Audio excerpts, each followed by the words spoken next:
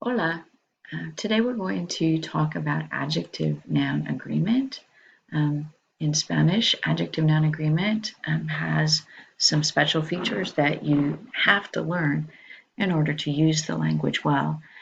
We're going to use the La Familia Rivera one more time and talk about how we would describe them, and in the context of that family, use different adjectives.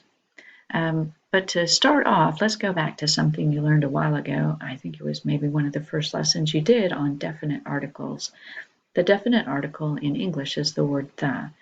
And you remember that you learned that in Spanish it has four different forms. It has two singular forms, el and la, and two plural forms, los and las. So if you wanted to say the boy, you would say el chico. But if it was more than one boy, you would say los chicos, the boys, and the el would have to change to the plural masculine form, los chicos. If it was a girl, you would say la chica, the girl. But if there were two or more, you would say las chicas. You had to change the article to the feminine plural form. Well, in Spanish, many adjectives also have four forms. So, for example, the word alto, which means tall, has four different forms: alto, alta, altos, and altas. And they work very similar to the articles. But all adjectives in Spanish must agree in number and gender with the noun they describe. So in our example sentence, los tíos Oscar y Felipe son altos, tíos is masculine and plural, and so we have to use a masculine and plural form of the adjective altos. Bajo also has four forms: bajo, baja, bajos, bajas. So when we talk about Papa Julio is bajo, Julio is a masculine singular name, and so the adjective we use to describe him must also be masculine and singular.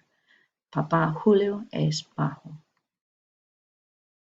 Here's another example: gordo, gorda, gordos, gordas. La abuelita es gorda. Abuelita is a feminine singular word, so we have to use the adjective gorda.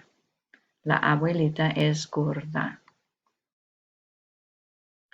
Some adjectives end in an R, and the forms look like this: trabajador, trabajadora for feminine singular, trabajadores for masculine plural, and trabajadoras for feminine plural. Papa Enrique es trabajador. He's hardworking. Enrique is a guy's name, masculine, singular, so we use the form trabajador. Some adjectives only have two forms. They have a singular and a plural form. For example, the word joven, joven, jóvenes. So when you say la bebé es joven, you don't have a feminine form to choose from. You use the singular one for either masculine or feminine nouns, joven. So if we were to talk about los gemelos, the twins, that's plural now. So los gemelos son jóvenes. We need to use the plural form. It wouldn't matter if the twins were females instead of males. We would still say jóvenes. Inteligente is another adjective that only has two forms: inteligente, inteligentes. So we would say Enrique es inteligente. And if we were talking about a female, like Mamá Imelda, es inteligente. Inteligente. We use the same form. Some people say that adjectives like this don't have gender. They just have singular and plural forms. So let's do a little bit of practice. I've given you the four adjectives here, and the noun that we want to describe is rosa. Rosa es. See if you can write this down on a piece of paper and choose the correct adjective. Rosa es delgada. Yes, you should have chosen the adjective form delgada. Delgada is feminine and singular. Ernesto de la Cruz es, which form would we use for Ernesto? Ernesto.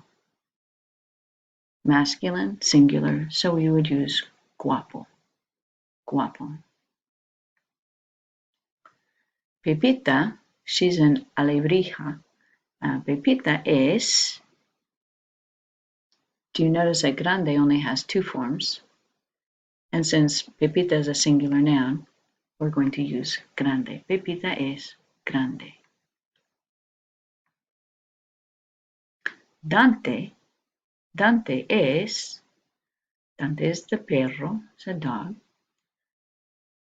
Singular, masculine, feo. El perro Dante es feo. And you might disagree. You might think he's the cutest thing ever. In fact, we're just using him to use the word feo or ugly.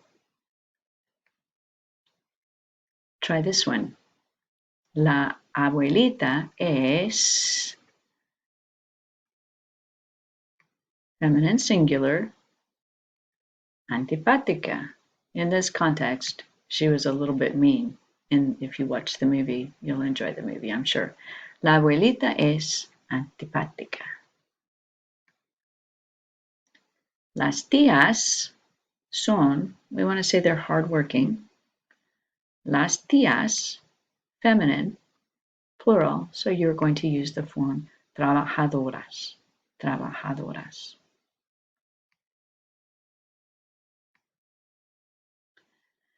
Some of the ways that we describe people, we have to use the verb tener for. Tener is the verb that means to have, and you've already used it in Spanish when you talked about your age. You say, yo tengo 13 años, right? So you've used the yo form to say, I have 13 years, because that's the way you say it in Spanish. So on your vocab page, you have this chart filled out, but make sure that you learn these forms, because when you want to start talking about someone's hair color or someone's eye color, you'll want to use this word tener. So the yo form is tengo, the tu form is tienes. If your subject is usted, él, or ella, you're going to use the form tiene. For nosotros, you will use tenemos, and remember that nosotros is also yo plus somebody else.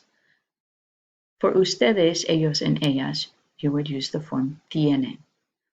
Tengo, tienes, tiene, tenemos, tienen.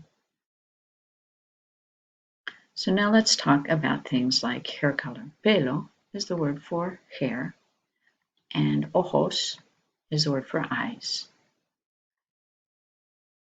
In this case, Rapunzel tiene pelo rubio. Tiene pelo, so we're using the verb tener, tiene pelo rubio. And since pelo is a masculine noun, we're using the adjective rubio for blonde, and largo for long, and liso for straight. And notice that all of these adjectives are describing pelo. They're not describing Rapunzel herself, they're describing her hair. And since pelo is a masculine noun, all the adjectives that describe her hair are in the masculine form. Here's another example. Tiene ojos verdes. Remember that ojos are eyes, and verdes is the word for green. And since ojos is a masculine and a plural noun, we need to have an adjective that is masculine and plural, or in this case, verde is one of those nouns that only has two forms, singular and plural. Verde, verdes. We need to choose the plural form. Tiene ojos verdes. Riley tiene pelo rubio, blonde, corto, short, y lacio, straight. And I think you remember from your vocab page that there are two words that you can use for straight. You can use liso or lacio. Either is correct. And again, pelo is what we're describing, so all of the adjectives are in the masculine singular form. Rubio, corto, y lacio. And when we talk about her eyes, tiene ojos azules, azules. It has to be in the plural form since ojos is also plural.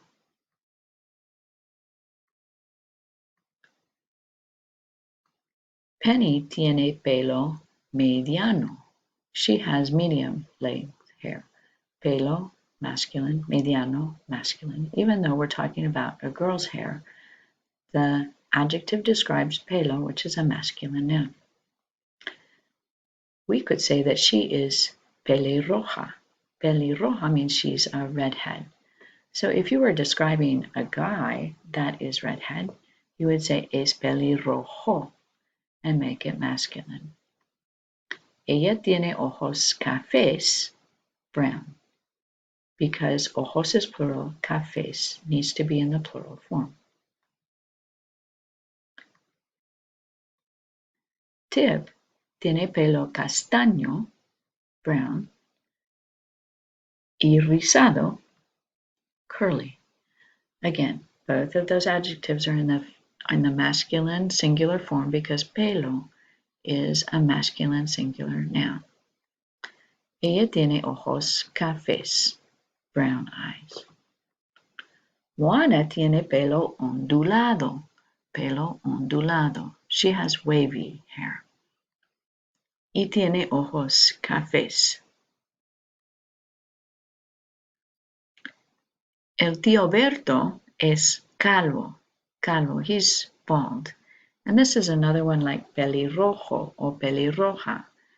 You can just say he is bald. Es calvo, es calvo. Y él tiene ojos cafés. So before you take your quiz on adjective noun agreement, take some time to go through and practice. I think there are some Quizlets that will help you and also maybe a Kahoot that you can use to memorize your vocabulary and work on adjective noun agreement. Adios.